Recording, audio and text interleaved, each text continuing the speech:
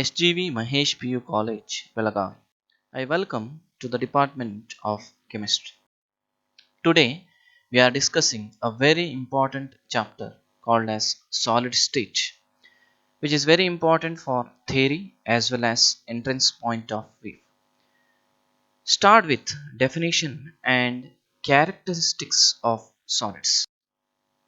General characteristic properties of solids are: solids have fixed mass, shape, and volume. Let us consider this particular box. If you go for inside look of this particular box, in this one the atoms are closely arranged and the intermolecular distance is very small. As also the intermolecular force of attraction is very strong. Solids are hard, rigid, and incompressible. Classification of solids. Based on the nature of orderly arrangement of constituent particles in three dimensions, the solids are classified into two types. First one is crystalline solid, second one is amorphous solids.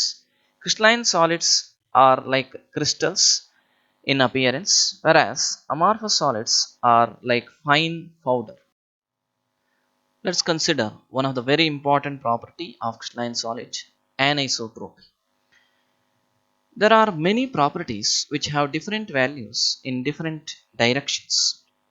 In order to understand this anisotropy, let's consider the arrangement of constituent particles of crystalline solids. So we'll take this particular arrangement, and in this particular case we'll take the arrangement of atom in this particular direction. This is the one kind of arrangement I will take it.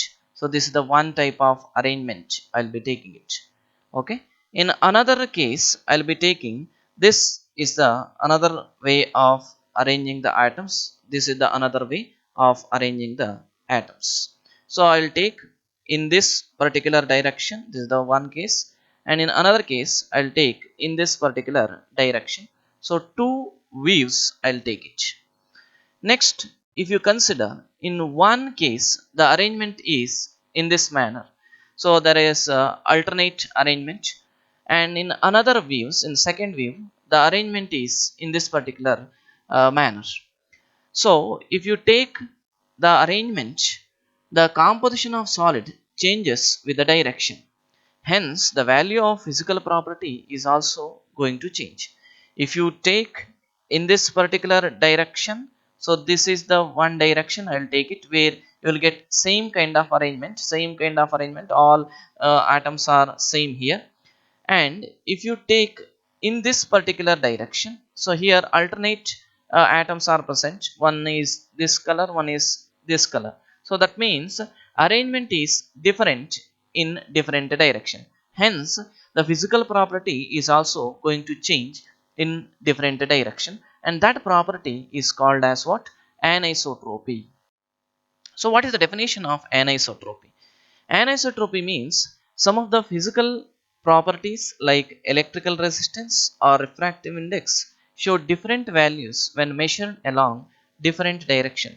In a simple word, I can say like this: you take a crystal and you cut it into different pieces, means different direction you cut it, and then you take the different pieces and you measure the different physical properties such as refractive index or some other physical properties like the electrical resistance.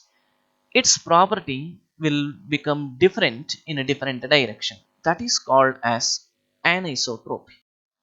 Next one is isotropy. So it is exactly opposite to that of anisotropy.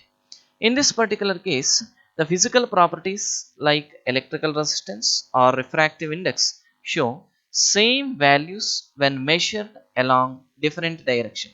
Means you take one solid and you cut it into different piece, and you take any one of that piece and then you measure the physical properties, you will be getting same values in different direction, and that is called as isotropy.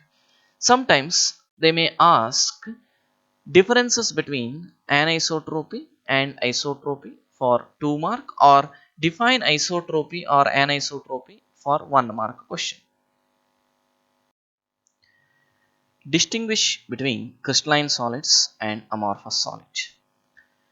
First, we will consider arrangement of constituent particles. Based on that, crystalline solids have long range order, whereas amorphous solids are having short range order. Melting point. Crystalline solids are having sharp melting point.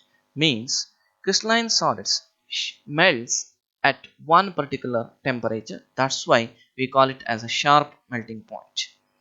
Amorphous solids, they do not have sharp melting point. They melt over long range of temperature.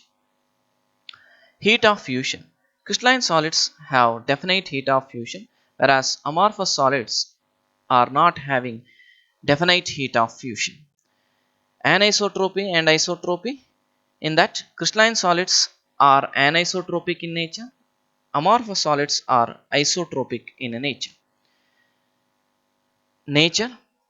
Crystalline solids are true solids and amorphous solids are pseudo solids. Shape. Crystalline solids have definite geometrical shape, whereas amorphous solids are irregular shape. That's about the distinguished properties of crystalline solids and amorphous solids. It can be asked for 2 marks or 3 marks for your examination.